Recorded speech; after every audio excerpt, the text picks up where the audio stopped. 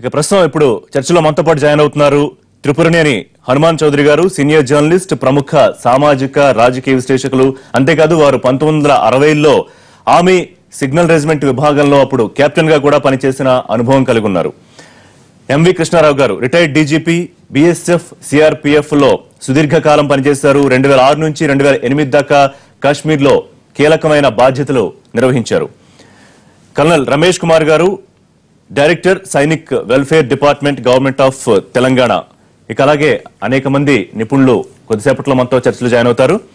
ఇక ప్రస్తుతం మనతో పాటు లైవ్ లో అందుబాటులోకి వస్తున్నారు ఉత్తమ్ కుమార్ రెడ్డి గారు, తెలంగాణ కాంగ్రెస్ చీఫ్, అలాగే వారికి రిటైర్డ్ ఎయిర్ ఫోర్స్ ఫైటర్, యుద్ధ విమానాలు నడిపిన అనుభవం, ప్రత్యక్షంగా యుద్ధంలో పార్టిసిపేట్ చేసిన అనుభవం కూడా ఉంది. వారు కూడా మనతో లైవ్ లో జాయిన్ అవుతున్నారు. నమస్తే ఉత్తమ్ గారు. నమస్తే Rishi, how are you? Fine sir, thank you. కొద్దిసేపట్లో మీతో మాట్లాడతా. ఇక హనుమాన్ చౌదరి గారు, మీతో ప్రారంభిద్దాం. జరుగుతున్న పరిణామాలు, దొంగ దెబ్బ తీసాక అర్ధరాత్రి 18 సెప్టెంబరు, ఆ తరువాత జరిగిన పరిణామాలు మనం నిశ్చితంగా పరిశీలిస్తూ ఉన్నాం. అయితే మరిన్ని చొరబాట్లు చేయడానికి సిద్ధంగా ఉన్న మోకల్ని వెళ్లి మట్టుబెట్టి విజయ గర్వంతో వెనక్కి తిరిగి వచ్చారు. మరి ఆ తర్వాత పాకిస్తాన్ ను ప్రస్తుతం అయితే చేష్టలుడిగి చూస్తోంది, కానీ ఏదో ఒకటి ఆలోచిస్తూనే ఉంటుంది కదా. ఏమి ఆలోచిస్తూ ఉండవచ్చు పాకిస్తాన్? పాకిస్తాన్ పుట్టినప్పటి నుంచే కూడా భారతదేశానికి బద్ధ శత్రువు, ఆగర్భ శత్రువు, శత్రుత్వంతోనే పుట్టింది. శాంతి ఏ రాష్ట్రాల మధ్య ఉండవచ్చు, కానీ పాకిస్తాన్కి, హిందుస్థాన్కి అంటే ఇండియాకి శాంతి ఉండదు అని రాజీవ్ డోగ్రా గారని ఒక రిటైర్డ్ అంబాసిడర్ అనమాట అండి. అంబాసిడర్ రిటైర్డ్ అనకూడదు, ఆయన ఒక అంబాసిడర్గా ఉన్నవాడు అనమాట అండి. ఆయన ఈ మధ్య ఒక పుస్తకం రాశారు, బ్లీడింగ్ బోర్డర్స్, నెత్తురు కారుతున్నటువంటి బోర్డర్స్ అని ఒక పుస్తకం రాశారనమాట అండి.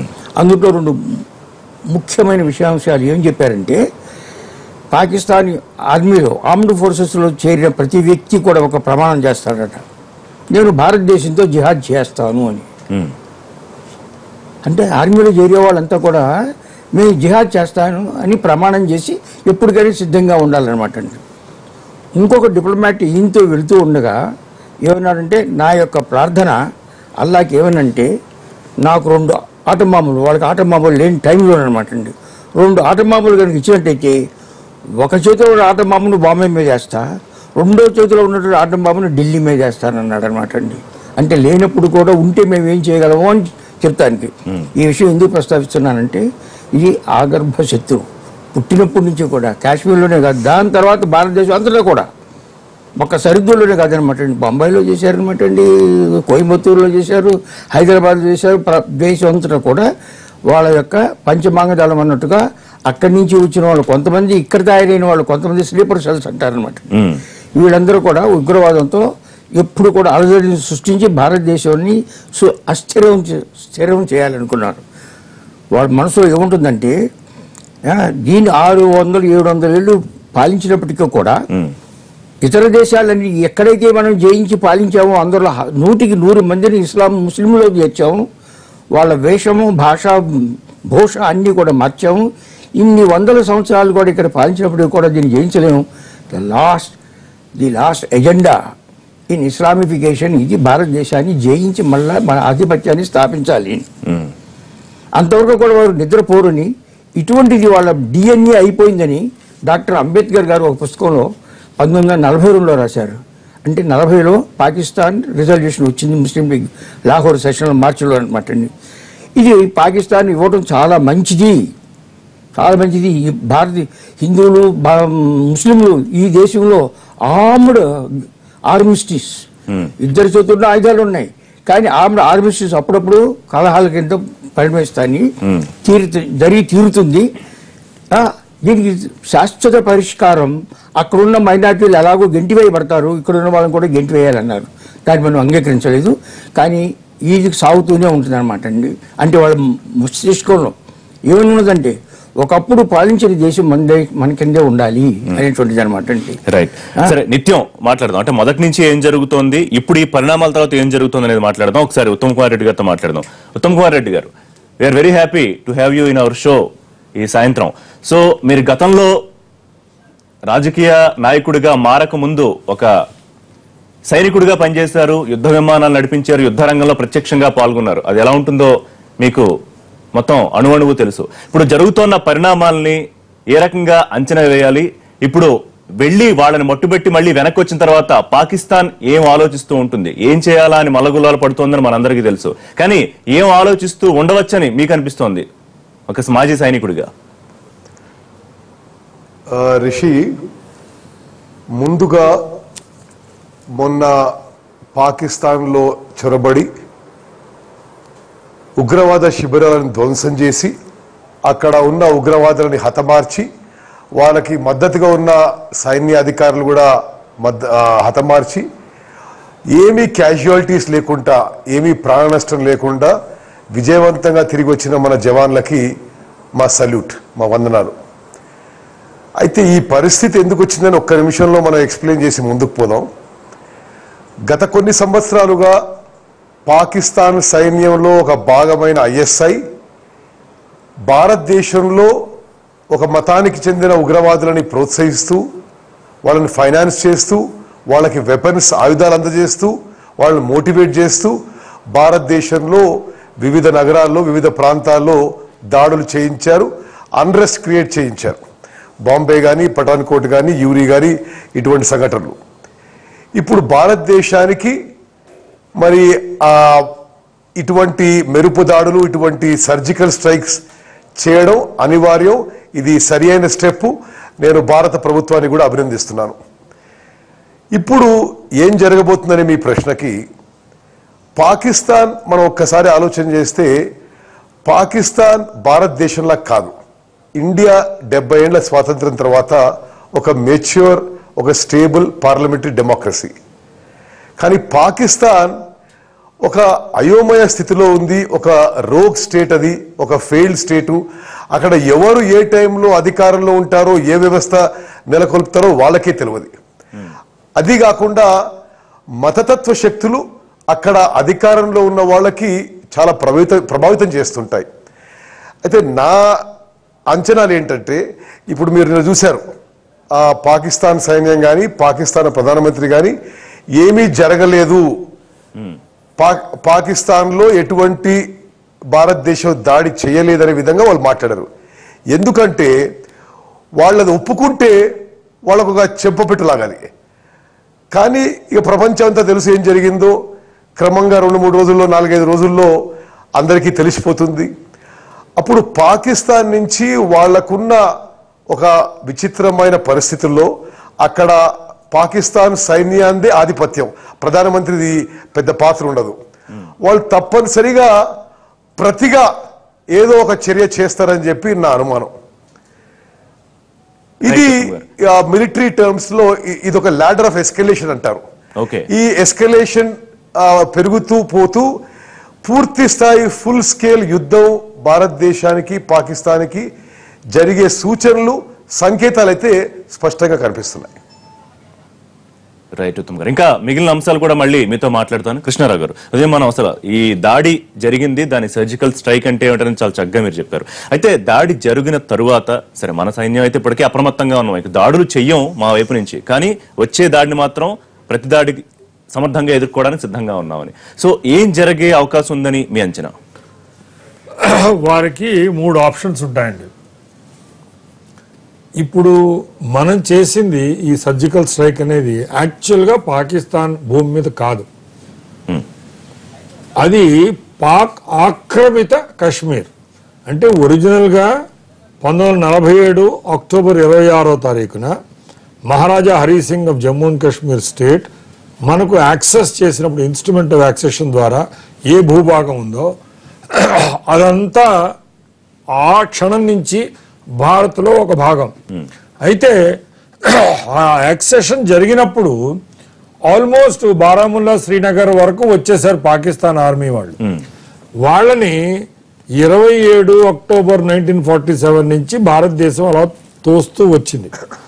ఏప్రిల్ 1948 వచ్చేసరికి చాలా మటుకు తోసేసి ఈ ఉరి అనే ఊరుందే, దాని అవతల నందసింగ్ బ్రిడ్జ్ అని ఉంటుంది, కమాండ్ పోస్ట్ ఉంటుంది, అంతవరకు వచ్చారు.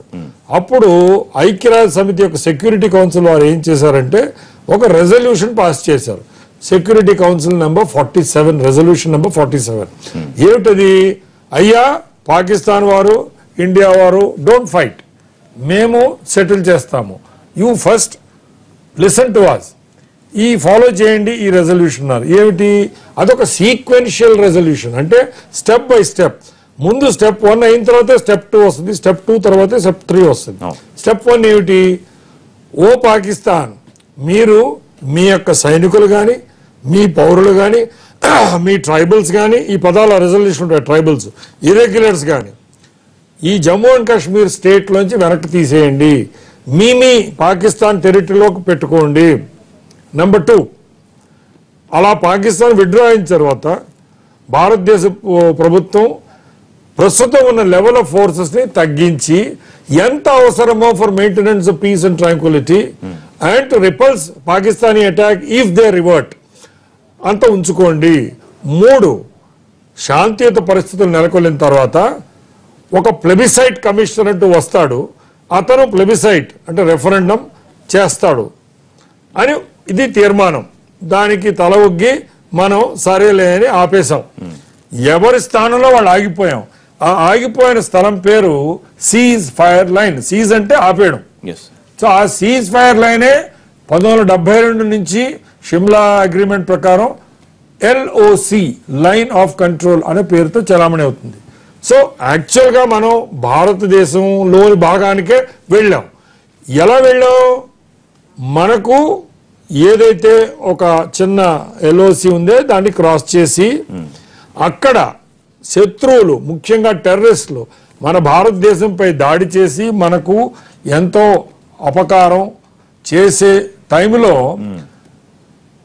The doctrine of strategic strike అది ఉపయోగించి ఇంటర్నేషనల్ లాలో అది ఒప్పుకోవచ్చు. ప్రియంప్టివ్, అది ప్రియంప్టివ్ అంటే ముందే శత్రువు నన్ను చంపే ముందే నేను చంపాలి, right of private defence Indian penal code లో ఉన్నట్టు. అది ఉపయోగించి మనం కేవలం అక్కడ కాశ్మీర్ పౌరు అంటే పాక్ ఆజాద్ కాశ్మీర్, పాక్ ఆక్రమిత కాశ్మీర్ లో కూడా పౌరులు ఉన్నారు, సివిలియన్స్, వాళ్ళని ముట్టుకోలేదు. ఓన్లీ ఈ టెర్రరిస్ట్ చంపారు. వాళ్ళకు సపోర్ట్ చేస్తున్న 2 పాకిస్తానీ సోల్జర్స్ చనిపోయారు. This is highly defensible from the international law point of view. We have not gone in to Lahore కి దానికి వెళ్ళలేదు. సో ఇప్పుడు వాళ్ళు ఒకవేళ ఇలాంటి some kind of surgical strikes లాంటిది అటెంప్ట్ చేయొచ్చు. ఆప్షన్ 1 అది. ఆప్షన్ 2 ఈ LOC వద్దు, మనం ఇంటర్నేషనల్ బార్డర్ ఒకటి ఉంటుంది. అంటే భారత్ అండ్ పాకిస్తాన్ యొక్క border as decided by fellow called Radcliffe, RADCLIFFE. అతను భారతదేశం స్వాతంత్రం రాకముందే డిసైడ్ చేశాడు, ఈ గ్రామం దీనికి పడమరంతా పాకిస్తాన్, తూర్పు అంతా ఇండియా, అలాగే 2 ముక్కలు చేశాడు, east Pakistan, west Pakistan. East Pakistan Bangladesh అయిపోయింది. సో ఈ west Pakistan that is a settled border. అది పంజాబ్ లో ఉంది, అది జమ్మూ డిస్ట్రిక్ట్ లో ఉంది, జమ్మూ అండ్ కాశ్మీర్ లో దక్షిణ భాగంలో ఉంటుంది, సియాల్కోట్ అండ్ జమ్మూకి మధ్యలో, అది సెటిల్డ్ బార్డర్. అది అలాగే రాజస్థాన్ లో ఉంది, గుజరాత్ లో ఉంది. ఇక్కడెక్కడన్నా కూడా ఏదన్నా 2 ఆప్షన్స్ మళ్ళీ, ఒకటి సర్జికల్ స్ట్రైక్, ఇంకోటి పక్కా ఫుల్ ఫ్లెడ్జ్డ్ వార్. రైట్. ఒకవేళ అది వస్తే ఎలా ఉంటుంది అనే అంశం మాట్లాడదాం. 2 ఆప్షన్స్ ఇప్పటికి మీరు చెప్పారు. రమేష్ గారు అదే డిస్కస్ చేద్దాం. మళ్ళీ ప్రస్తుతానికి 2 చెప్పారు. రమేష్ గారి దగ్గరికి వెళ్లే ముందు ఉత్తమ్ కుమార్ రెడ్డి గారు, మొదట్లో దాడి జరిగిన తర్వాత ఏదైతే అర్ధరాత్రి వాళ్ళు వచ్చి సైనిక స్థావరాలను దాడి జరిగిన తర్వాత సైనికులతో పాటు యావత్ భారతదేశం ప్రజలు కూడా మరిగిపోయింది ఆవేశంతో. అర్జెంట్ గా ఏదో ఒక దాడి చేయాలి, మన సత్తా చూపించాలని. ఆ తర్వాత ఒక పొలిటికల్ స్ట్రాటజీ ప్రకారం భారత ప్రభుత్వం ముందు దౌత్యపరంగా ఏకాకిని చేయడం, ఆ తర్వాత ఏం సమాధానం చెప్పాలని, అంతా చాలా పర్ఫెక్ట్ గా జరిగిందని మీరు అనుకుంటున్నారు. అలాగే కాంగ్రెస్ పార్టీ కూడా ఈ విషయంలో చాలా ఉన్నతంగా బిహేవ్ చేసిందనే అభినందనలు పొందింది. అవును రిషి, ఇది ఇప్పుడు ప్రభుత్వము భారత సైన్యం తీసుకున్న చర్యల పట్ల ఎవరికి రెండో అభిప్రాయం లేదు. పాకిస్తాన్కి సరి అయిన బుద్ధి చెప్పాల్సిన సరి అయిన సమయం ఇది. సరి అయిన యాక్షన్ తీసుకున్నారు. బట్ మీరు ముందుగా అన్నట్టుగా ఇది ముందుగా పాకిస్తాన్ ఏ విధంగా రియాక్ట్ అవుతుందో, అది ఏ విధంగా ముందుకు దారితీస్తుందో ఆలోచించాల్సిన అవసరం ఉంది.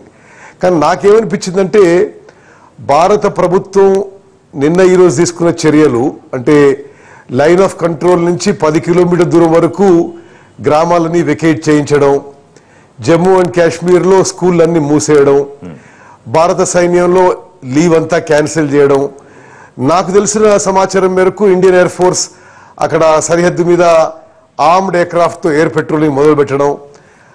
అయితే యుద్ధానికే సిద్ధమవుతున్నాం మనం అనే సంకేతాలు అనే విధంగా మనం ముందుకు పోతున్నాం. రెండు అణు ఆయుధాలున్న దేశాల మధ్య పూర్తి స్థాయిలో యుద్ధం ఉంటే ఏం జరగబోతుందని చెప్పి మరి ఒకసారి విశ్లేషణ చేయాలి. అవును, బహుశా భారతదేశం ఆ యుద్ధాన్ని ప్రోత్సహించడం కానీ అణు ఆయుధాలు ఉపయోగించడం కానీ ముందస్తు చర్యగా ఉండవు. కానీ పాకిస్తాన్ పూర్తిగా ఒక పిచ్చోళ్ళ చేతిలో ఉంది. పూర్తిగా మతతత్వ శక్తులు ప్రభావితం చేస్తారు. వాళ్ళు ఏ విధంగా ముందుకు పోతారు అనేది మాత్రం మనం జాగ్రత్తగా అబ్జర్వ్ చేయాలి. మన ప్రికాషన్స్ అని మనం తీసుకోవాలి. సో అంతకు ముందు అనుకున్నట్టుగా ఉత్తమ్ కుమార్ రెడ్డి గారు దౌత్యపరంగా ఏకాకిం చేయాలి పాకిస్తాన్ ని, మొత్తం అంతర్జాతీయ సమాజం ముందు ఉగ్రవాదానికి అడ్డాగా ఉంది అన్న విషయాన్ని తేటతెల్లం చేయాలి. దానికి సంబంధించిన ఆధారాలు కూడా మనం ఇదిగో మీరు ఇలా జరిగిందని చెప్పి వాళ్ళు ముందు పెట్టాం. సో అది ఒకవేళ ఆ స్ట్రాటజీతో వెళితే పూర్తి స్థాయిలో సక్సెస్ అయ్యే అవకాశం ఉందా? ఎందుకంటే కారణం ఏదైనా కానీ ప్రపంచ దేశాల్లో కొన్ని పెద్ద దేశాలు పాకిస్తాన్ కి సపోర్ట్ గా మాట్లాడడం మనం చూస్తూనే ఉన్నాం. అవును, అయితే రిషి, నా అభిప్రాయంలో మనం ఈ మిలిటరీ యాక్షన్, ఈ ఆర్మ్డ్ యాక్షన్ అయితే ఉందో కొంత లిమిటెడ్ ఏరియాకి పరిమితం చేసి పాకిస్తాన్ ని ఆర్థికంగా దెబ్బతీసే విధంగా ఇంకా ఉధృతంగా చర్యలు తీసుకోవాలి. ఆ ఇండస్ వాటర్ ట్రీటీ అయితే ఉందో పాకిస్తాన్తో అది రద్దు చేసేయాలి. ఈ మోస్ట్ ఫేవర్డ్ నేషన్ స్టేటస్ ఏదైతే పాకిస్తాన్ భారతదేశంతో వాణిజ్య ఒప్పందం ఉందో అది రద్దు చేసేయాలి. అదేవిధంగా అంతర్జాతీయంగా కూడా పాకిస్తాన్తో ఇతర దేశాలు వాణిజ్య సంబంధాలు ఉండకూడదు, ఆర్థిక లావాదేవీలు ఉండకూడదు. అమెరికా లాంటి దేశాల నుంచి ఎకనామిక్ శాంక్షన్స్ ఇంపోజ్ చేయాలి.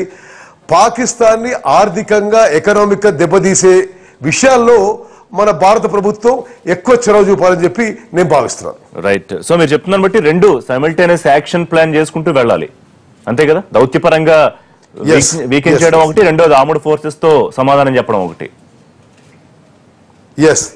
రైట్. మళ్ళీ మీతో మాట్లాడతా. రమేష్ గారు, ఏమనిపిస్తుంది మీకు ప్రస్తుతం ఉన్న పరిస్థితి బట్టి? ఏమి ఆలోచిస్తూ ఉండవచ్చు పాక్? మనం ఏ రకంగా సంసిద్ధంగా ఉండాలి?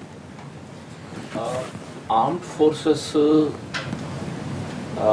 మ్యాండేట్, ఎస్పెషలీ మన కంట్రీ పాలసీ ఏదైతే ఉందో, గతంలో కూడా మీ టీవీ ఛానల్లో వేరే ఛానల్లో కూడా నేను ఇదే చెప్తూ ఉంటాను.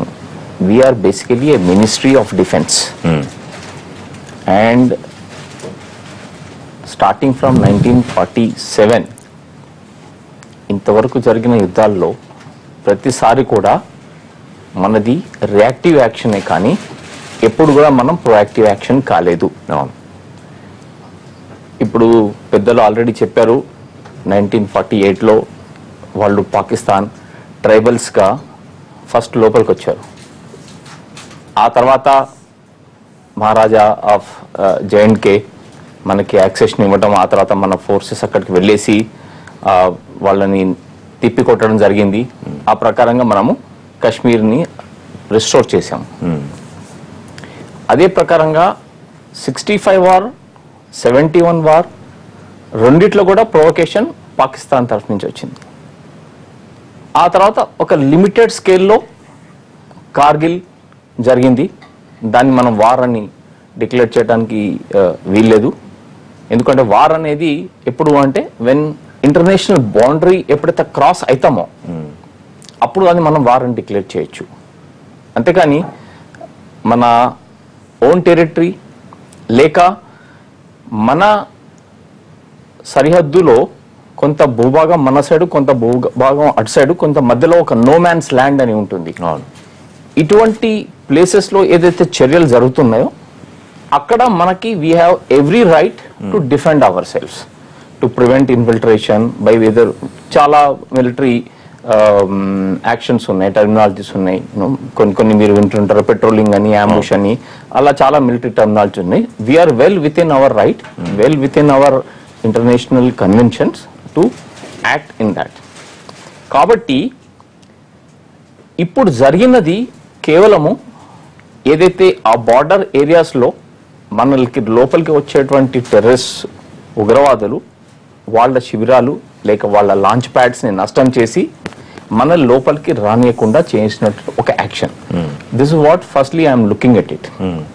సెకండ్లీ, మన దేశ చరిత్ర అండ్ గతంలో జరిగిన 4 యుద్ధాల్లో ఇండియా ఎప్పుడూ ప్రొవొకేషన్ చేయలేదు, ఇండియా ఎప్పుడూ ఎవరి మీద అటాక్ చేయలేదు, మన డాక్ట్రిన్లో అది బిల్డప్ కాలేదు.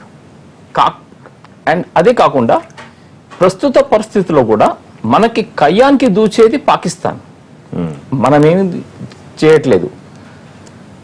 రెండోది, ఇంటర్నేషనల్లీ మన పెద్దలు కూడా చెప్పారు, గవర్నర్లు ఉత్తమ్ కుమార్ రెడ్డి గారు కూడా చెప్పారు, ఏమిటి అంటే internationally we're already building up pressure. ఐక్యరాజ్య సమితిలో కూడా మీరు విన్నారు, స్పీచెస్ జరిగినవి. America, Britain, France, Canada, Germany ఈ దేశాలన్నీ కూడా ఈ పాకిస్తాన్ చేసినటువంటి యాక్షన్ మీద అసంతృప్తి వ్యక్తం చేశారు. ఇండియాని కూడా కంగ్రాచులేట్ చేశారు చేసిన సర్జికల్ స్ట్రైక్. ఇటువంటి పరిస్థితుల్లో ఎప్పుడైతే భారతదేశము ఒక అగ్రరాజ్యము, ఒక పెద్ద బిగ్ ఎకనామీగా మారబోతుందో, ఒక బిగ్ బ్రదర్ గా మారిపోతుందో, ఇటువంటి టైంలో భారతదేశము కావాలని చెప్పి యుద్ధానికి పోవటం అనేది కొంచెం తక్కువగా ఛాన్సెస్ కనిపిస్తుంది. నెక్స్ట్ నేను చెప్పేది ఏంటంటే, మనము సైన్యము సీజ్ ఫైర్ వయలేషన్ అయిందా కాలేదా, మనం ఎప్పుడు ప్రిపేర్నెస్ ఉండాలి మనకి. అందుకనే మన ఆర్మ్డ్ ఫోర్సెస్ ఎప్పుడు బార్డర్లో ఆ ఏరియాలో ఒక డిప్లాయ్ ఉంటాయి. వీ హ్యావ్ ఐబీలో ఫ్రంట్ లైన్ ఫోర్స్ బిఎస్ఎఫ్ ఉంటుంది, ఆ తర్వాత ఆర్మీ ఉంటుంది, లైన్ ఆఫ్ కంట్రోల్లో ఆర్మీ కంట్రోల్ చేస్తుంది. అదే ప్రకారంగా ఎయిర్ ఫోర్స్ అక్కడక్కడ స్థావరాల్లో వాటి రెడీగా ఉంటాయి. కొన్ని ఫార్మేషన్స్ ట్రైనింగ్ కి వాటికి lower deep inside the territory ఉంటాయి. So this is the strategy. కాకపోతే మొన్న జరిగిన ఫస్ట్ ఘటన తర్వాత, ఈ ఊరి ఘటన తర్వాత, Pakistan for the first time వాళ్ళే యూనిలేటరల్ గా ఏదైతే వాళ్ళ ఎయిర్ ట్రాఫిక్ ఉందో అది వాళ్ళు స్టాప్ చేశారు. కాబట్టి ఫస్ట్ ఇండికేషన్ ఇచ్చింది వాళ్ళు, ఇండియా ఏమీ ఇండికేషన్ ఇవ్వలేదు. రైట్. రెండోది, మనము సర్జికల్ స్ట్రైక్ చేసిన తర్వాత కూడా మన డీజీఎంఓ జనరల్ రణబీర్ ఇచ్చిన స్టేట్మెంట్ కూడా, మేము కావాల్సినంత వరకు లిమిటెడ్ స్ట్రైక్ చేసి వచ్చాము, వీ హ్యావ్ నో ఇంటెన్షన్, చాలా స్పష్టంగా చెప్పారు. కాబట్టి యాక్షన్స్ మనకి పాకిస్తాన్ తరఫు నుంచి జరుగుతున్నాయి. But prepare for that. That is how పెద్దలు చెప్పినటువంటి ప్రిపరేషన్ మనం చేయాలి. కాబట్టి ఆ ప్రిపరేషన్ జరుగుతుంది. హనుమాన్ చౌదరి గారు, వాస్తవ పరిస్థితికి పాకిస్తాన్ కి తెలియంది కాదు, భారత్ బలం ఏంటి, భారత్ బలగం ఏంటి, నిజంగా యుద్ధం జరిగితే పాకిస్తాన్ పరిస్థితి ఏంటని తెలిసి కూడా అనేక సార్లు అనేక సందర్భాల్లో రమేష్ గారు చెప్పినట్టు ఎందుకు ఊరికే రెచ్చగొట్టే చర్యలు లేకపోతే గిల్లికజ్జాలు పెట్టుకునే కార్యక్రమాలు ఎందుకు చేస్తుంది? వాళ్ళకున్న ప్రేరేపిత ఉగ్రవాదం ఉంది అనే బలంతోనా, అదే కాన్ఫిడెన్సా? మీకు చరిత్ర పరిశీలించినట్టయితే 200 సంవత్సరాల నుంచి కూడా, అంతకుముందు నుంచి కూడా ఏ యుద్ధం కూడా 2 పార్టీలకే పరిమితం అవ్వలేదు. పాకిస్తాన్ ఇండియా యుద్ధం చేసుకున్నట్టయితే చేసుకోక ముందు, చేసిన తర్వాత, చేస్తూ ఉన్నప్పుడు ఏ పరిస్థితులు ఉంటాయి, ఇతర దేశాలు మెదనకుండా కూర్చుంటాయా, వీళ్ళిద్దరూ కొట్టుకుంటుంటే మనం చూద్దామని. చూడండి, 1978లో బంగ్లాదేశ్తో మనకి యుద్ధం వస్తుందని అనుకున్నప్పుడు ఇందిరాగాంధీ గారు పెద్ద అన్ని దేశాలకి వెళ్ళి ఈ భారతదేశంలో ఎటువంటి పరిస్థితులు ఉన్నాయో అందరికి విశదీకరించి, చూడండి మేము బ్రతకలేకపోతున్నాం, 1 కోటి మంది పైన మా దేశంలోకి వచ్చి కాన్సిక్యూల్గా ఉంటున్నారు, లా అండ్ ఆర్డర్ ప్రాబ్లం, తిండి పెట్టడం ఇవన్నీ ఉంటూ ఉన్నాయి, బుద్ధి చెప్తారా అని అందరినీ కూడా సంప్రదించి వచ్చి, అప్పటికీ కూడాను మనకి సరైన బలం ఉందో లేదో అనే ఉద్దేశంతో ఆగస్టులో 1971 ఆగస్టులో సోవియట్ యూనియన్తో మిత్ర మైత్రి సంబంధాన్ని చేసుకున్నారు. పాకిస్తాన్కి అటు అమెరికా నుంచి, చైనా నుంచి కూడా సపోర్టు ఉంది. మనకి అటువంటి పెద్ద శక్తి యొక్క సపోర్ట్ లేకపోతే మన పరిస్థితి ఏమవుతుందో అనే ఉద్దేశంతో సోవియట్ యూనియన్తో సంధి చేసుకున్న తర్వాత అప్పటికి ఆవిడకి ధైర్యం వచ్చింది. ధైర్యం వచ్చి కూడాను ముందు వాళ్ళు మొదలుపెట్టిన తర్వాత, ఇందాక వాళ్ళందరూ కూడా చెప్పినట్టు అనమాట అండి, యుద్ధాన్ని ముందు ప్రారంభం పాకిస్తానే చేస్తుంది. ఇప్పుడు మన పరిస్థితులు ఏమున్నాయన్నమాట అండి, ఇతర దేశాలలో ఈ విషయంలో ఎటువంటి సంబంధాలండి. చైనా ఏమని చెప్తుంది అనమాట అండి, గుడ్ ఫౌల్ అండ్ ఫెయిర్ వెదర్లో, అంటే సర్వకాల సర్వావస్థల ఎందుకు కూడా మేము పాకిస్తాన్కి సపోర్ట్ చేస్తాము అని అంటున్నాం, మైత్రి సంబంధం ఉందని అంటున్నారు. మనకి ఎంతో కాలం నుంచి కూడా రష్యా తన వీటోను ఉపయోగించి భారతదేశానికి నిరసన జరిపేటువంటి తీర్మానాలు అన్నింటినీ కూడా తిరస్కరించి పారజేసింది అనమాట అండి. అది మన మిత్రులుగా ఉండేది అనమాట అండి. కానీ ఇటీవలే పాకిస్తాన్తో కలిపి ఇద్దరు సైన్యాలు విన్యాసాలు చేసుకున్నాయి అనమాట అండి. దాని సంకేతం ఏమిటి? భారతదేశం అమెరికాకి దగ్గరగా వెళుతోంది, అమెరికా నాకు శత్రువు కాబట్టి అమెరికాతో సంబంధం పెట్టుకున్నటువంటి ఇండియాకి ఏదో ఒక వార్నింగ్ సంకేతాన్ని పంపించాలి. నేను ఎప్పుడు నేను సపోర్ట్ చేయను, పాకిస్తాన్తో నాకు విరోధం సర్వకాలంలో లేదు, ఒకప్పుడు ఉందని. ఈ రెండింటికన్నా కూడా చైనా అంటే ఈ 3 దేశాలే మోస్ట్ ఇంపార్టెంట్. ఇందాక ఎకనామిక్ శాంక్షన్స్ అంటున్నాను చూసారండి. ఏం చేయాలన్నా కూడా యునైటెడ్ నేషన్స్ సెక్యూరిటీ కౌన్సిల్ ఒప్పుకోవాలి, చైనా వీటో చేస్తుంది. కాబట్టి యునైటెడ్ నేషన్స్ ఏ తీర్మానాన్ని కూడా మన మీద రుద్దలేదు, పాకిస్తాన్ వ్యతిరేకంగా ఏది చేయలేదు, చైనా వీటో చేసేస్తాం. మన ఎన్ఎస్జీలో మనం రానివ్వలేదు కదండి. కాబట్టి దాని యొక్క శత్రుత్వం మనకి బాగానే తెలుస్తుంది అనమాట అండి. సో మనం చేయవలసింది ఏంటంటే ఈ పరిస్థితిని చూసుకోవాలి. 1965లో జరిగిన యుద్ధంలో 71లో యుద్ధం జరిగినప్పుడు పాకిస్తాన్కి ప్రతి ముస్లిం దేశం కూడా ఆయుధాలు ఇచ్చింది. ఇండోనేషియా నుంచి, ఆఫ్ఘనిస్తాన్ నుంచి, ఇరాన్ నుంచి, టర్కీ నుంచి, సౌదీ నుంచి అమెరికన్ ఆయుధాలు వాళ్ళ దగ్గర ఉంటే అవి పాకిస్తాన్కి ఇచ్చింది అనమాట అండి. 56 దేశాలు ఉండే ముస్లిం దేశాలు అనమాట అండి. సో ఎకనామిక్ శాంక్షన్స్ మనకు పని చేయదు. ఇది పాకిస్తాన్తో మనకి చాలా తక్కువ, దానికి పాకిస్తాన్కి చైనాకి ఎక్కువ వ్యాపారం ఉందన్నమాట. మన వ్యాపారం వదిలిపెట్టేసేయండి, చైనాతో ఎక్కువ వ్యాపారం ఉందన్నమాట అండి. మూడో విషయం, యుద్ధం కనుక వచ్చినట్లయితే తప్పకుండా వాళ్ళు ఓడిపోతారు కదా. పాకిస్తాన్ ఇన్ని యుద్ధాల్లో కూడా ఓడిపోతారు కదా. దాని తర్వాత ఇప్పుడు అందులో ఇంకొక సంక్లిష్ట పరిస్థితి ఏర్పడింది. చైనా యొక్క కన్స్ట్రక్షన్ వర్కర్స్ ఈ పాక్ ఆక్రమిత భారతదేశం అంటే కాశ్మీర్లో ఉన్నారు. వాళ్ళని రక్షించడానికి PLA People's Liberation Army China వాళ్ళు కూడా అక్కడ ఉన్నారనమాట అండి. మనం చివరికి పరిమితం చేసినప్పుడు POKకే పరిమితం చేసినప్పటికీ కూడా కోలిలేటరల్ డ్యామేజ్లో చైనీయులు చచ్చినట్లయితే వాడికి ఒక ప్రత్యక్ష కారణం ఉంటుంది అన్నమాట అండి, ఈ ఇంటర్వ్యూ అవడానికి అనమాట. వీటన్నిటిని బేరీ చేసుకున్నట్టయితే పాకిస్తాన్ ఇప్పుడు ఎన్ని దేశాల దగ్గర నుంచి మనకు అనుకూల పరిస్థితిని సంపాదించుకోవాలి అంత ప్రయత్నం చేస్తుంది. తర్వాత ఉద్దండత కనుక ఎక్కువ కనుక అయినట్టయితే ఎక్కడో అక్కడ చొరబడి యుద్ధం చేస్తుంది. అందులో ఓడిపోతూ కనుక వస్తే ఆ పరిస్థితి వచ్చినట్లయితే ఎప్పుడైతే ఇచ్చోగిరి కెనాల్ దగ్గరికి మనం వెళ్తామో లేకపోతే రాజస్థాన్లో కొంచెం ముందుకు వెళ్తామో అప్పుడు వెంటనే అణుబాంబులు ఇప్పుడే చెప్పారనమాట అండి. వాళ్ళ దౌత్య రాయబారి ఒకటి చెప్పాడు, చెప్పారు. పార్లమెంటుకు వెళ్ళి సైన్యాధిపతి వాళ్ళకి చెప్పారనమాట. ఒకప్పుడు ఇది కూడా పుస్తకంలో రాసి ఉన్నదనమాట అండి, మేము అణుబాంబులు వేసేస్తాం అమెరికా ఇండియాతో యుద్ధం వచ్చినప్పుడు. అలా అది వేయటానికి వాళ్ళకి మోటివేషన్ కూడా ఉన్నది. మతపరమైనటువంటి విశ్వాసపరమైనటువంటి మాత్రం ఏంటంటే కాఫీలను చంపినట్టయితే వాళ్ళు చస్తే గాజీ అయిపోతారు, చచ్చి ఎక్కడికి వెళ్తారు? స్వర్గానికి వెళ్తారనమాట అండి.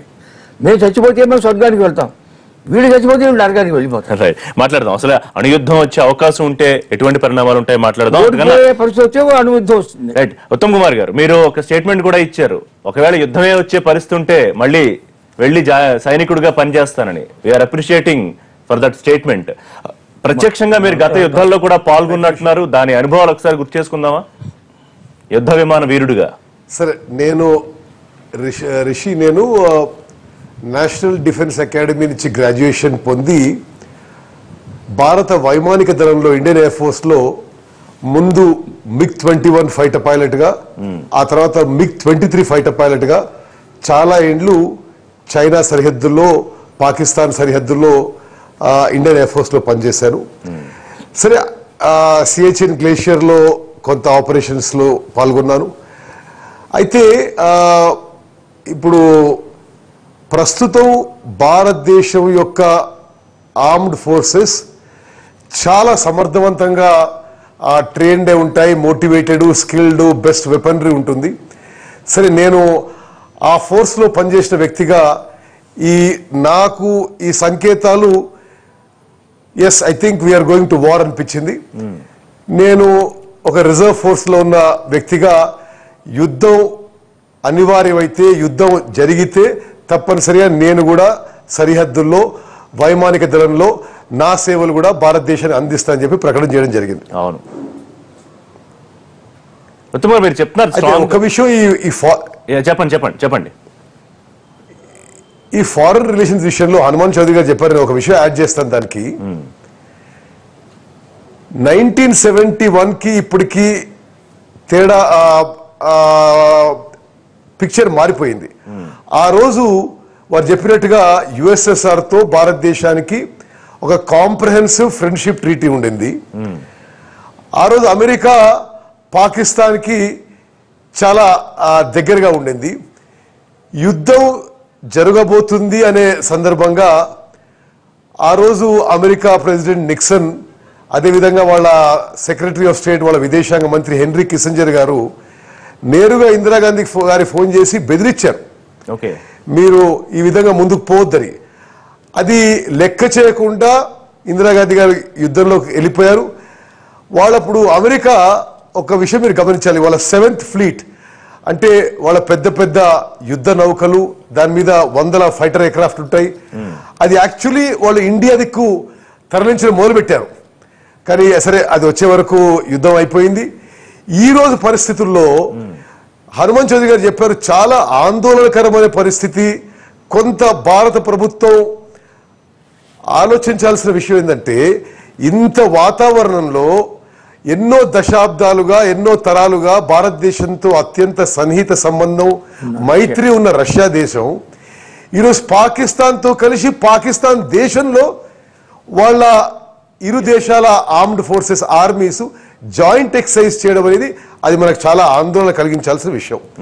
రెండవది, చైనా విషయంలో వాళ్ళు డైరెక్ట్ కానీ ఇండైరెక్ట్ కానీ కోర్ట్ కానీ ఓవర్ట్ కానీ తప్పనిసరిగా యుద్ధం జరిగితే పాకిస్తాన్కి మద్దతు పలుకుతారు.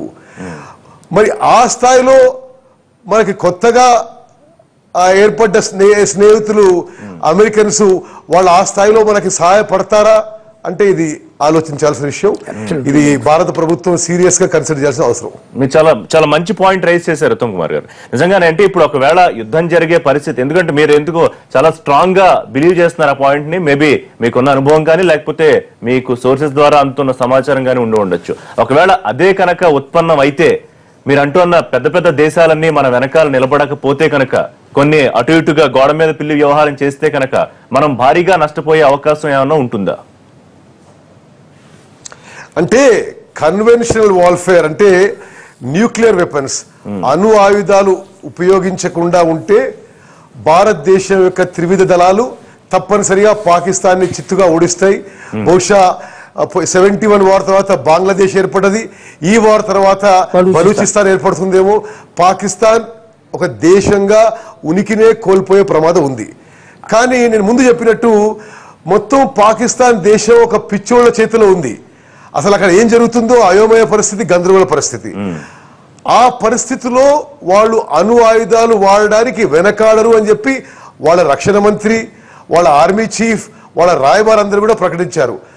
ఆ విషయంలో భారత ప్రభుత్వం చాలా జాగ్రత్త ఆలోచన, ఎందుకంటే ప్రపంచంలో ఇప్పటి వరకు 2 అణు ఆయుధాలున్న దేశాల మధ్య యుద్ధం జరగలేదు. అప్పుడెప్పుడు అమెరికా జపాన్ మీద అటమ్ బాంబ్ డ్రాప్ చేసింది, కానీ ఆ తర్వాత 2 అణు ఆయుధాల దేశం మధ్య యుద్ధం జరగలేదు. జరిగితే ఏం జరగబోతుందనేది బహుశా ప్రపంచంలో ఏ డిఫెన్స్ అనలిస్ట్ కూడా సంపూర్ణంగా అది విశ్లేషించలేడు. ఆ అనుభవం ఎవరికి లేదు ఇప్పుడున్న పరిస్థితుల్లో. హిస్టరీలో లేదు కాబట్టి. ఉత్తమ్ కుమార్ చెప్పండి. అణు ఆయుధాలు ఉన్న 2 దేశాలు వెళ్ళలేదంటున్నారు. ఒక్క విషయం చూసుకోండి, అమెరికా సోవియట్ యూనియన్ కి 1000కి పైన ఇద్దరికి కూడా సమానంగా అణ్వాయుధాలు ఉన్నాయన్నమాట అండి, క్షిపణులు కూడా ఉన్నాయన్నమాట అండి. ఆల్మోస్ట్ యుద్ధానికి వచ్చారు. క్యూబా 1960లో అనమాట, ఆల్మోస్ట్ యుద్ధానికి వచ్చారనమాట అండి. కానీ వాళ్ళు సివిలైజ్డ్ పీపుల్, కమ్యూనిస్టులు కానీ సోవియట్ యూనియన్ కమ్యూనిస్టులు కానీ అమెరికన్ సివిలైజ్డ్ పీపుల్ కాబట్టి ఈ అణ్వాయుధాలతో యుద్ధం కనుక చేసుకున్నట్టయితే ప్రపంచమే మానవం అయిపోతుందని కాబట్టి ఇద్దరు కూడాను తొలగిపోయారనమాట అండి. కానీ ఇక్కడ మనం ఉన్మాదుడు ఉన్నాడు మన ప్రక్కన, స్వర్గానికి వెళ్తారని నమ్ముతున్నాడు వాడు. ఇది మన చంపేస్తాడు, స్వర్గానికి వెళ్తాను, నేను స్వర్గానికి వెళ్తానని అనుకుంటున్నాడు అనమాట. ఒకడు ఉన్మాది, ఒకడు ఉత్తముడు. ఈ మధ్య ఏం జరుగుతుందో అని చాలా సీరియస్ గా ఆలోచించారు. నిజంగా అటువంటి పరిస్థితి వస్తే కనుక ఏం జరుగుతుంది అంటే ఇంకా థర్డ్ ఆప్షన్ ఇంకా చెప్పలేదు నేను. వారు చెప్పింది ఆఫ్ కోర్స్ ఇవన్నీ కరెక్టే. థర్డ్ ఆప్షన్ వాళ్ళు ఒకవేళ చేస్తారేమో, ఏమిటి అంటే వాళ్ళ దగ్గర ఉన్న ఆయుధం మన దగ్గర లేనిది ఏమిటంటే జిహాదీ టెర్రరిజం. ఓకే, వాళ్ళు అసలు 1971లోనే ఎప్పుడైతే ఓడిపోయారో అప్పుడు యహ్యా ఖాన్ పదవి వదిలేసి వెళ్ళిపోతే ఇతను ఎలక్ట్ అయ్యాడు జుల్ఫికర్ అలీ భుట్టో. జుల్ఫికర్ అలీ భుట్టో 72లో ఇదంతా అయిపోయిన తర్వాత ప్రతీకార జ్వాలతో వెనక్కి వెళ్ళిన తర్వాత ఏం చేద్దాం, ఈ మనం సగాన్ని కోల్పోయాం, ఒక కుడి చెయ్యి ఒక కుడికాలు పోయింది, ఇంక కేవలం ఒక్క కాలు ఒక చెయ్యి ఉంది, అది పాకిస్తాన్, ఏం చేయగలం అంటే 1000 cuts. అది ఖుర్బాన్ అలీ థియరీని 1950s director of intelligence bureau Pakistan అతను ఎప్పుడో చెప్పాడు, మీరు కన్వెన్షనల్ వార్ చేస్తే పోతారా పిచ్చోళ్ళారా చేయొద్దు అన్నాడు. ఆయన టర్మ్ అయిపోయింది, వెళ్ళిపోయాడు. ఆయన అప్పుడు ఏం చెప్పాడంటే you should make India die with 1000 cuts అన్నాడు. 1000 cuts అంటే ఏమిటి, ముందు ఒక చిన్న కట్ ఇక్కడ కొంచెం రక్తం వస్తుంది, ఇక్కడ ఒక్కసారి పేక నరకలేరు మీరు ఇండియాకి, అలా అలా అలా కట్స్ వేస్తే 1000 కట్ల తర్వాత అదే చచ్చిపోతుంది అన్నారు. ఆ థియరీని ఆయన వెంటనే అడాప్ట్ చేసి 72లో ISI ఇంటర్ సర్వీసెస్ ఇంటెలిజెన్స్ అని ఒక కొత్త సంస్థను పెట్టారు. వాళ్ళకి మనలాగే ఐబీ అలాగ అన్నీ ఉన్నప్పటికీను ఇది ఆర్మీలో భాగం. దాని హెడ్ ఎప్పుడు ఒక లెఫ్టినెంట్ జనరల్ ఉంటాడు, వాళ్ళకి పెద్ద బడ్జెట్ ఉంటుంది. వాళ్ళకి ఏం చెప్పారు, నువ్వు ప్రాక్సీ వార్ చేయి, ప్రచ్ఛన్న యుద్ధం చేయి, కన్వెన్షనల్ ఒక బార్డరు, అటు వాళ్ళ సైన్యాలు ఇటు మన సైన్యాలు, అలా అయితే మనం ఓడిపోతాము, కాబట్టి మనం ఎలాంటి చేయాలి, ప్రచ్ఛన్న యుద్ధం. సో ఏం చేస్తాం, పాకిస్తాన్లో కొంతమంది భేదవాళ్ళు ఉంటారు, వాళ్ళు ఆబ్వియస్లీ వాళ్ళ ఇస్లాం మతస్థులు, వాళ్ళకు బ్రెయిన్ వాష్ చేయి, వాడికి చెప్పు నెలకు నీకు 50,000 జీతం, నువ్వు ఒకవేళ చనిపోయావు అనుకో స్వర్గానికి ఎలాగో వెళ్తావు, నీ తల్లిదండ్రులకి ఇక్కడనే 50,000 ఇస్తాం పెన్షన్. సో నువ్వు చేరు. అయితే ఇది డైరెక్ట్గా ఆర్మీలో చేరితే తెలిసిపోతుంది, అప్పుడు వాళ్ళు స్టేట్ యాక్టర్స్ అవుతారు. నాన్ స్టేట్ యాక్టర్స్ కోసం వాళ్ళు ఇద్దరిని పట్టుకున్నారు. మొట్టమొదటేమో హాఫీజ్ సయీద్, వాడితో ఒక సంస్థ పెట్టించారు లష్కరే తైబా అని. అది తర్వాత టెర్రరిస్ట్ సంస్థగా డిక్లేర్ చేస్తే దాని బోర్డు ఇటువైపు తిప్పి జమాతుద్దావా అని పేరు పెట్టారు. సో వాళ్ళంతా కూడా ఈ యొక్క లాహోర్ దాని హెడ్ క్వార్టర్స్, వాళ్ళు ఏదో ఎవరైతే పేదవాళ్ళు కనిపిస్తారో అడుగు తినేవాళ్ళు వాళ్ళు తీసుకొస్తారు, వాడికి పెద్ద బట్టలు గిట్టలు అన్ని పెట్టిన తర్వాత నువ్వు ఆరోగ్యంగానే ఉన్నావు కదా, నీకు మంచి ఎక్సర్సైజ్ చేయిస్తానని అంతా అయిన తర్వాత ఫుల్లీ ట్రైన్ అయిన తర్వాత ఇండియాకు వెళ్ళి చచ్చిపో. ఆ అజ్మల్ కసాబ్ అలాగే వచ్చాడు, పాపం అతను కసాయి, ఈజ్ ఏ బుచ్చర్, సంవత్సరానికి నెలకి ఒక 5-6 వేలు సంపాదించాడు. వాడికి 50,000 ఇస్తే హ్యాపీగా వచ్చాడు, మంచి బట్టలు గిట్లు అన్ని వేసుకుని ఆరోగ్యంగా ఉండి వచ్చాడు వాడు. సో అలాగా ఇలాంటి వాడు ఇంకోటి ఉన్నాడు మౌలానా హాఫిజ్ సయీద్ అని, వాడు ఒక పిచ్చోడు, వాడు పొరపాటున కాశ్మీర్కి వచ్చి దొరికిపోయాడు. వాడు ప్రిజనర్ గా వాళ్ళు జమ్మూ జైల్లో ఉండగా వాడి తమ్ముడు ఇండియన్ ఎయిర్లైన్స్ ఫ్లైట్ నేపాల్ నుంచి వెళ్తుంటే దాన్ని హైజాక్ చేసి కాందహార్ తీసుకుపోయాడు. అప్పుడు మరి భారతదేశం ఎంతో నాకు తెలియదు కంపల్షన్స్, అప్పుడు మనం ఎంటర్బే లాగా స్ట్రైక్ చేయలేకపోయాం, ఈ యొక్క సర్జికల్ స్ట్రైక్స్ చేయలేకపోయాం. సో సరే మీరు 150 ప్యాసింజర్లను వదలనట్టున్నారు, మీ హాఫీజ్ సయీద్ వాడితో పాటు 4గురిని వదిలేస్తా ఉన్నారు. అప్పుడు ఎక్స్చేంజ్ అయింది అక్కడ కాందహార్లో. అప్పుడు ఈ అజిత్ దోవల్ గారే వెళ్ళి ఆ ప్యాసింజర్ తెచ్చారనమాట ఆ రోజుల్లో సర్వీస్. మెహబూబా మెహబూబా తర్వాత ఆయన హోమ్ మినిస్టర్ గా ఉన్నప్పుడు, అది 80 ఆయన మెహబూబా ముఫ్తీ అని ఇప్పుడు ఇప్పుడున్న ప్రధాన చీఫ్ మినిస్టర్ యొక్క అక్క, ఆవిడ డాక్టర్. అది ఇంకోటి అనుకోండి, అది మన పొరపాటు అది. బట్ ఈ హాఫీజ్ సయీద్ గారు వెనక్కి వెళ్ళి, ఐఎమ్ సారీ మౌలానా మసూద్ అజర్ అనేవాడు వెనక్కి వెళ్ళి చక్కగా డబ్బులు తీసుకుని జైషే మహమ్మద్ అనే సంస్థను పెట్టాడు. ఆ జైషే మహమ్మద్ సంస్థలో ఈ పఠాన్కోట్ది ఉరిది చేశామని చెబుతున్నారు. సో అలాగే ఇప్పుడు ఇంకో 100 సంస్థలు పెడతాడు. వాళ్ళు హైదరాబాద్, కోయంబత్తూరు, వరంగల్, నిజామాబాద్ మీ చెప్పిన ఊర్ల కదా తీసుకొస్తాడు. సో ఒక్కసారి మనకు ఈ 26/11/2008 బాంబేలో జరిగిన లాంటి ఇన్సిడెంట్స్ ప్రతి ఊర్లో జరగడానికి ప్రయత్నిస్తారు. రైట్. సో మన సివిలియన్ క్యాజువాలిటీస్ ఉంటాయి, బార్డర్లో ఏమి ఉండదు, ఆర్మీకి ఏం అవదు, but they will be utilising the opportunity of ensuring that India 1000 cuts ఆ కట్స్ లో వస్తుంది అనమాట. రైట్. ఉత్తమ్ కుమార్ గారు, ఇప్పటికే ఐక్యరాజ్య సమితి లేకపోతే అంతర్జాతీయ వేదికల దగ్గర పాకిస్తాన్ ప్రసంగాల్లో ఏదో భారత్ ఏదో తప్పు చేస్తున్నట్టు, వాళ్ళ మీద ఏదో మనమేదో దాడులు చేస్తున్నట్టు, లేకపోతే ఒంటరి చేసే ప్రయత్నం చేస్తూ ఇట్లా మాట్లాడుతూ ఉన్నారు. సరే, ఆ తర్వాత సుష్మా స్వరాజ్ ప్రసంగం కానివ్వండి, తర్వాత జరిగిన పరిణామాలు, తర్వాత 22-25 దేశాల రాయబారులతో ప్రధానమంత్రి, హోంమంత్రి మాట్లాడడం, పరిస్థితి అంతా వాళ్ళకి చెప్పడం. సో దాదాపుగా ప్రపంచంలో ఎక్కువ దేశాల మద్దతు ప్రస్తుతం భారత్ కి ఉందనే భావించవచ్చా?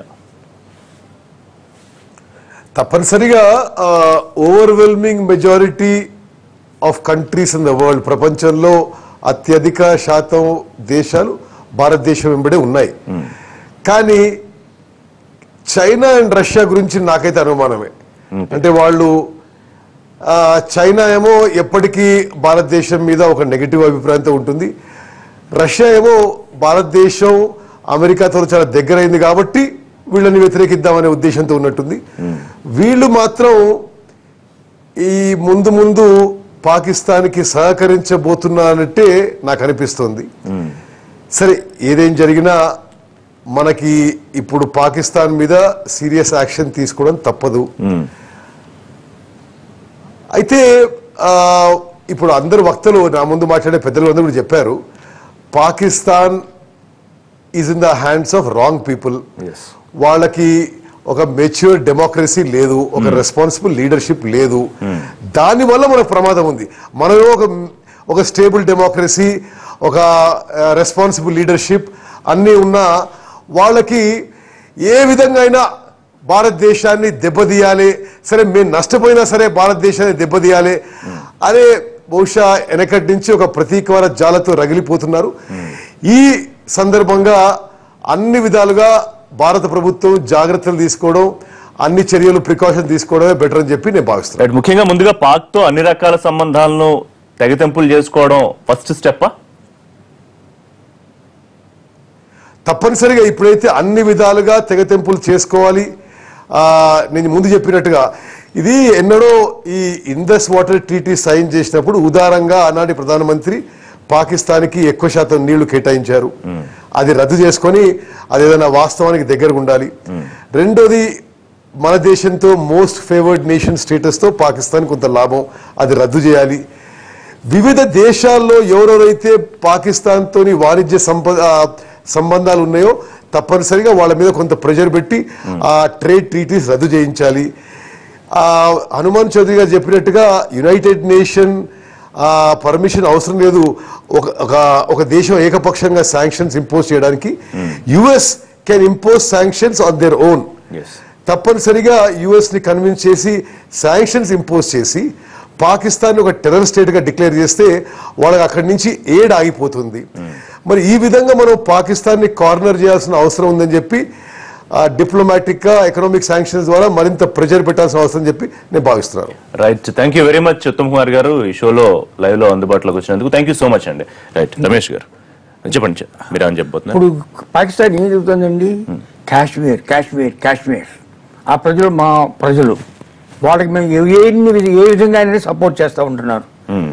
అది నిజమా కాదా? నా ఉద్దేశం ప్రకారం భారతదేశం యొక్క విభజన ఎందుకు జరిగింది? రిలీజియస్ బేసిస్ మీద జరిగింది కదా.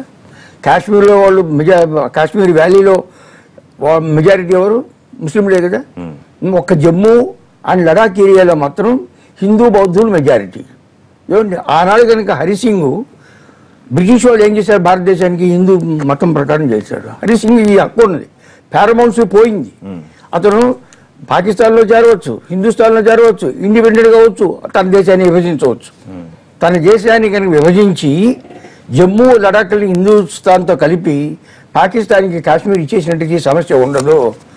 డాక్టర్ అంబేద్కర్ గారు 1951లో క్యాబినెట్లో నుంచి రిజైన్ చేసిన తర్వాత రాజ్యసభలో ఒక స్టేట్మెంట్ ఇస్తూ, నేను ఎందుకు రిజైన్ చేశానంటే నాకు భారతదేశం యొక్క ఇతరులతో విదేశాంగ నీతితో కూడా విభేదం ఉన్నది.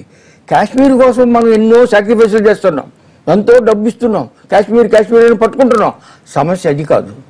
సమస్య పాకిస్తాన్లో ఉన్నటువంటి మైనారిటీ అయినటువంటి హిందువులు, బౌద్ధులు, వీళ్ళందరూ కూడా రేప్ చేయబడుతున్నారు, లూటీ చేయబడుతున్నారు, కన్వర్ట్ చేయబడుతున్నారు. ఆ సంగతి పట్టించుకోకుండా ఈ కాశ్మీర్ సంగతి వాళ్ళకి న్యాయబద్ధమైంది. ఏ సిద్ధాంతం ప్రకారం అయితే భారతదేశం విభజించబడిందో ఆ సిద్ధాంతం ప్రకారం కాశ్మీర్ విభజించబడి కాశ్మీర్ వాళ్ళకి ఇచ్చేసేయాలని చెప్పాడనమాట అండి. దీన్ని మేము పట్టించుకోవటం లేదు. నేను ఇంకొక ఆల్టర్నేటివ్ కూడా చెప్తాను. 3 భాగాలుగా చేయండి. దాన్ని 3 భాగాలుగా చేసి జమ్మూ కాశ్మీర్ లడాఖ్ని కలిపేసేసి ఇందులో ఎల్ఓసికి అవతల ఉన్నదాన్ని ఏమండి వాళ్ళు ఇష్టం వచ్చిన వాళ్ళు చేసుకుని ఒక్క కాశ్మీర్ వ్యాలీలో వెబ్సైట్ పెట్టమన్నాడు. మామూలుగా ఇండిపెండెంట్గా ఉన్నాడు ఉండండి. పాకిస్తాన్ అదంతా వాళ్ళు నేర్చుకోవాలి. ఇప్పటికీ కూడా అనమాట అండి 4 లక్షల మంది హిందువులు కాశ్మీర్ వ్యాలీ నుంచి ఎల్లగొట్టబడ్డారు కదా. మనం ఏమన్నా చేస్తున్నాం వాళ్ళ కోసం ఏం చేయట్లేదే. కానీ సెక్యులరిజం పోతున్న ఉద్దేశంతో ఆ కాస్ట్ వ్యాలీని పట్టుకుని నేను ఆర్టీఐ కింద ఒక ఇన్ఫర్మేషన్ సంపాదించానమాట అండి. కాశ్మీర్కి 1951 నుంచి కూడా కేంద్ర ప్రభుత్వం నుంచి వెళుతున్నటువంటి నిధులు ఎన్ని వెళ్ళినాయి అని. దాని జనాభా 1% భారతదేశంలో 10 రెట్లు తలసరి ఎక్కువగా మనం డబ్బిచ్చినప్పుడు కూడా వాళ్ళు ఊరుతూనే ఉన్నారనమాట. మాట్లాడదాం రమేష్ గారు. ఇప్పుడు పరిస్థితి అంచనా వేస్తే ఇక డైలాగ్ అనేది క్లోజ్ అయిపోయినట్టేనా భారత్ పాకిస్తాన్ల మధ్య? Dialogue is basically highly a diplomatic word. So I will not go deep into the dialogue because dialogue అనేది వచ్చే కల్లా దేని గురించి వస్తుంది? Kashmir. Yes. The raison d'etre for Pakistan is today is Kashmir. And the existence of Kashmir, the existence of Pakistan అనేది కాశ్మీర్ మీద dependent ఉంది. That is a very clear aspect. So ఇప్పుడు పాకిస్తాన్ 48 నుంచి ఎప్పుడైతే మనం స్టార్ట్ చేసాము డిస్కషన్, మన ఈ ప్రాబ్లం స్టార్ట్ అయిందో పెద్దలు కూడా చెప్పారు, నేను కూడా చెప్పారు, ప్రతి ఒక్కరు మాట్లాడారు. ఒకటే అంశము ఏంటి అంటే Kashmir. And Kashmir is the reason డెటర్ for Pakistan's existence. పొలిటికల్గా అనుకోండి, లేకపోతే వాట్ కాల్ మిలిటరీలీ అనుకోండి, మతపరంగా ఆర్ ఈవెన్ టెర్రరైజేషన్ ఆర్ మతవర్గంగా ఏ ప్రకారం చూసినా. So reason డెటర్ for Pakistan is only Kashmir. కాబట్టి కొంచెం I will take the discussion back little 2 steps. ఒకవేళ యుద్ధం చేస్తే పాకిస్తాన్ దేనికి చేయాలి? సరే, పిచ్చి కుక్కల చేతిలో ఉన్నది, let's grant that much, okay, assume చేసుకున్నాం. కానీ వాళ్ళు యుద్ధం చేస్తే మొత్తం ఇండియాని క్యాప్చర్ చేయడానికి యుద్ధం చేస్తారా? చేయలేరు. Because they can never capture the complete India. Either మన ఏరియా ప్రకారంగా చూసుకున్నా గానీ, లేకపోతే మన ఫోర్సెస్ ప్రకారంగా చూసుకున్నా గానీ, భౌగోళికంగా ఇన్ ఎనీ వే. అండ్ ప్రస్తుత సినారియో లాస్ట్ వార్ ఎప్పుడు మంది 71 లో ఆల్రెడీ ఒక అంగం వెళ్ళిపోయింది. ఇప్పుడు ఆ అంగము వాళ్ళకి సపరేట్ గా లేదు. అండ్ ప్రతిసారి చైనాలో మనకు 62 తర్వాత otherwise we have no organised strategic conflict with China. మద్దతు దౌత్యపరంగా ఎలా జరుగుతుంది that everybody knows. And it's a matter of again discussion కి చైనా వీళ్ళకి సపోర్ట్ ఇస్తుందా లేదా. కాబట్టి ఇప్పుడు పాకిస్తాన్ ఒకవేళ మనం యుద్ధం చేస్తే దేని చేస్తుంది? ఓన్లీ కాశ్మీర్. సో అప్పటి నుంచి కూడా ఇప్పటి వరకు కాశ్మీర్ ఈజ్ ఒకటే ఇష్యూ. అండ్ మొన్న రీసెంట్ గా జరిగినటువంటి యుఎన్ జనరల్ అసెంబ్లీలో కూడా పాకిస్తాన్ ప్రైమ్ మినిస్టర్ చెప్పిన ఇష్యూ కూడా అదే. అండ్ కాశ్మీర్ లో జరుగుతున్న విషయాల గురించే అక్కడ మాట్లాడారు. కాబట్టి ఇండియా గురించి జరగలేదు. కాబట్టి కాశ్మీర్ అనేది ఒకటే place where the Pakistan is still interested and internationalized can talk about and can walk about. కాబట్టి డైలాగ్ ఒకవేళ మధ్యలో మన దేశం చాలా వరకు డైలాగ్ కోసం అని ప్రైమ్ మినిస్టర్ మోదీ గారు వస్తూ కప్ ఆఫ్ టీ కోసం అని చెప్పేసి కూడా దిగేసి నవాబ్ షరీఫ్ గారికి వెళ్ళారు. దాని reply as expected we have seen the diplomatic. But ఇప్పటికీ కూడా అంతర్జాతీయంగా ప్రతి దేశం చెప్పేది ఒకటే విషయం ఏంటి? పాకిస్తాన్ అండ్ ఇండియా కూర్చొని మీరు ఇష్యూ రిజాల్వ్ చేసుకోండి. చైనా వెంటనే ప్రారంభించింది, ప్రతి ఒక్కరు చెప్పే విషయం అదే. ఏంటి? మీరిద్దరు కూర్చొని డైలాగ్ స్టార్ట్ చేసుకోవటం. కాబట్టి అందుకే నేను ముందర యుద్ధ మేఘాలు ఉంటాయి, మనము ప్రతి వాళ్ళు మన సంసిద్ధంగా ఉంటాం, మన తరఫున ఉంటాము, అటు తరఫు కూడా ఉంటాము. న్యూక్లియర్ విషయాలు కూడా మనం మాట్లాడాము. న్యూక్లియర్ కూడా పాకిస్తాన్ కూడా తెలుసు వాళ్ళ క్యాపబిలిటీ ఏంటో, మనకు తెలుసు మన క్యాపబిలిటీ ఏంటో. న్యూక్లియర్ వార్ ఒకటేసారి జరిగింది, అది కూడా వార్ అంటానికి వీల్లేదు. It was only 1-2 attacks, Hiroshima, నాగాసాకి. So ఎంతవరకు మన మీద నష్టం జరిగితే మనం ఎంత అది అందరికి తెలుసు. రైట్. కాబట్టి డైలాగ్ అనేది కూడా ఇప్పుడు కాకపోతే మనం ఎట్లయితే దౌత్య నీతి ప్రకారంగా పాకిస్తాన్ మీద ప్రెషర్ తెచ్చి MFN ట్రీటీ గురించి కానీ లేకపోతే ఇండస్ ట్రీటీ గురించి కానీ వాళ్ళని మన టేబుల్కి తీసుకొచ్చి అప్పుడు రిజాల్వ్ డైలాగ్ రెడీ బట్ వాళ్ళు రెడీగా ఉన్నారు